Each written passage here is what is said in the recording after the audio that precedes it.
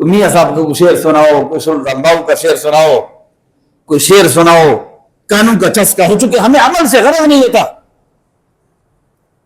ہمیں کانوں کے چسکے میں جس طرح آپ نے اکثر دیکھا ہوگا کہ ایک محفل میں پوری رات نعتیں پڑھی جاتی ہے اور خطاب کا جب وقت آتا ہے وہ سب سے آخر پہ ہوتا ہے، وہ بھی 10 12 15 منٹ، 15 20 نعتیں پڑھی جاتی ہے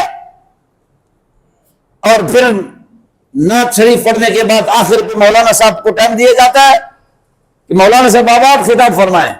مگر تھوڑا سا یہ بھی ذرا خیال رکھے کہ ذرا جو ہے نا جی وہ کافی دیر بھی ہو گئی ہے جی، لنگر بھی کھانا ہے، ابھی دعا بھی ہونی ہے. اب یہ ہمارے لوگوں کا انداز ہمارے ساتھ ہوتا ہے جو ہمارے ساتھ روزانہ ہوتا ہے. وہ قانون کے چسکوں کے لیے،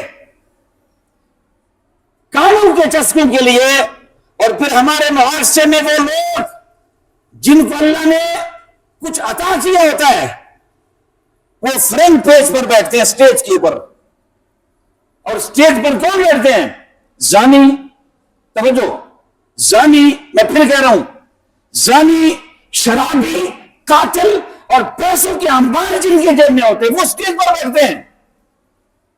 اور ہمارے محفل کے مہمان خصوصی قاتل ہوتا ہے جو معاشرے کا قاتل ہوتا ہے، جو وہ ہمارے معاشرے میں وہ مہمان خصوصی ہوتا ہے جس نے بہنوں کا حق کھایا ہوتا ہے، جس نے بھائیوں کا حق کھایا ہوتا ہے، جس نے جو معاشرے کا مقروض ہے، جو بے نمازی ہے، اس کو نماز کا نہیں پتا، روزے کا نہیں پتا، حج کا نہیں پتا، زکات کا نہیں پتا، تلاوت کا نہیں پتا، حرام و حلال کا نہیں پتا، مسجد کا ادب نہیں پتا، رسول اللہ کے تعظیم کا نہیں پتا، اس کو پتا نہیں. ہاں ایک کام ہے جو کرتا ہے کہ اس کی جیب میں دتیاں ہے. وہ جو غریب کا بندہ، وہ جو غریب کا بیٹا جو جوتیوں کے جگہ پر بیٹھا ہوتا ہے، وہ گنبد خضرا کی جب تصویر دیکھتا ہے اس کی آنسو بہنے شروع ہو جاتے ہیں. مگر وہ لعین، وہ پیسے کا پجاری جس کو ہم نے اسٹیج پر بٹھایا ہوتا ہے پتہ نہیں کس حال میں ہوتا ہے، اور پھر وہاں دتیاں نکلتی ہے اور غریب کی غربت کا مذاق اڑایا جاتا ہے. ایک پیسہ اس طریقے سے دیا جاتا ہے اور ایک اس طریقے سے دیا جاتا ہے، مگر ہمیں پسند وہ طریقہ ہے. ایک غریب مزدور جو آپ کے محلے میں بیوہ موجود ہے، آپ نے کبھی اس کی غربت کا مزاق اڑایا ہے کہ آپ نے وہ آپ کے محلے میں جو یتیم بچہ ہے اس کے پاؤں میں جوتا تک نہیں ہے، اس کے بدن پر کپڑا موجود نہیں ہے، اس خاتون کے پاس، اس یتیم بچوں کے پاس، بیوہ کے پاس، وہاں ان کے پاس شاید دوائی کے پیسے نہیں ہوتے، مگر وہ عاشق رسول جو سٹیج پر بیٹھا ہوتا ہے وہ پیسے اڑا رہا ہوتا ہے. یہاں تک کہ آپ کی بات کر رہا ہوں، آپ نے بچوں کو دین قرآن کے علم سے آپ نے متنفر کرایا. ہمارا اسٹوڈنٹ ہمیں کہتا ہے کیا ضرورت ہے قرآن پڑھنے کی، کیا ضرورت ہے رسول اللہ کے فرمان یاد کرنے کی، 2 4 نعتیں یاد کر لو یا کسی گویے کے پاس بیٹھ کے تھوڑا سر سار سیدھا کر لو، 8-10 ہزار روپے شام کو کرا جاتا ہے. ہمارے بچوں نے دین کا علم چھوڑ دیا اس نعتوں کے پیچھے. انہیں کہتے کیا ضرورت ہے، 10 12 15 ہزار روپے مل جاتا ہے اور بچوں نے قرآن چھوڑ دیا. یہ طرف ہو گئی آپ کی وجہ سے،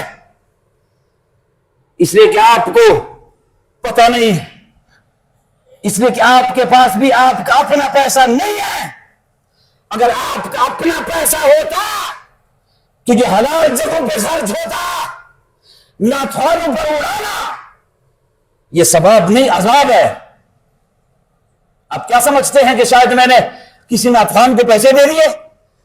آپ ذرا رسول اللہ کے تعلیمات کی بات کریں. 100 سال صدیاں گزر گئے، مجھے کوئی ناتھوان بتائیں حضرت حسان سے لے کر رسول اللہ کے تمام صحابہ میں مجھے کوئی ایک بتا دیں کہ جس ناتھوان نے کبھی پیسے لیے ہو، مجھے بتائیں ذرا. جس معاشرے میں تلاوت بکے، مولانا صاحب مجھ سے لوگ پوچھتے ہیں کبھی آپ سے ٹائم چاہیے، مگر ایک رات دس جی پیسے کتنے لوگ ہیں؟ اللہ کے قسم مجھ سے پوچھتے لوگ. ہم نے دین اس لیے پڑھا ہے کہ ہم لوگ اسے پیسے لیں گے. جب آپ تقریر کے پیسے لیں گے، جب آپ نعت، جس معاشرے میں نعت بکے، تلاوت بکے، تقریر بکے، وہاں لوگوں کو اصلاح نہیں ہوتی. آپ کو بھی پتا ہے کہ مولانا صاحب کو 40,000 روپے دے کر آیا ہوں، نعت خوان کو بھی 40,000 روپے دیے ہیں. میں کسی نعت خوان ہمارے جو نعت خوان ہے نا، وہ کبھی کبھی کہتے ہیں یہ مولوی صاحب ہم سے جلتے ہیں. وہ بابا جو خود جلتے ہیں، ہم کیا جلے اس سے؟ ہم تو رسول اللہ کے حدیث کو بیان کر رہے ہیں. یہ اس قوم کو کون بتائے گا؟